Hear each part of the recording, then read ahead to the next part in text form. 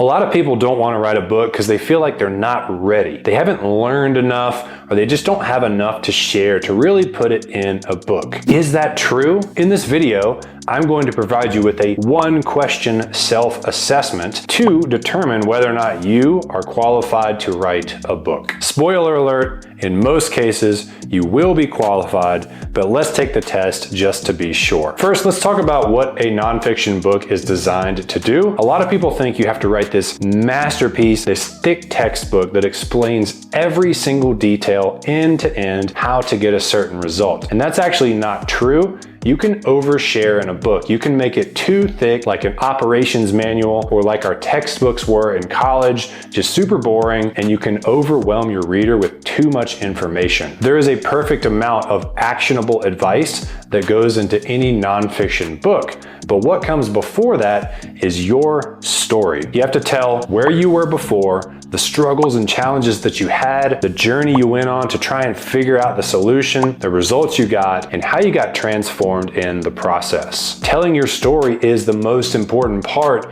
of any nonfiction book. So in order to take this assessment to see if you're qualified to write a book, I just have to ask you this one question. Do you have a story to share? If the answer is yes, then you're probably qualified to write a book. Because basically, after you share your story in that book, you speak to that person and you say, here's what I would do differently if I could go back in time and do it all over again. There's 5 big steps that I would take to get this outcome in a more painless way. And that becomes the outline or the framework of the actionable portion of your book. So if you think that you can tell your story and then provide a set of advice so that someone can have an easier time than you did making the journey, then you are qualified to write a book. You have a message in you that someone is sitting out there waiting to hear and would really benefit from hearing. So it is time for you to birth that baby, to bring your message to life. If you want some help with this, this is one of the things I do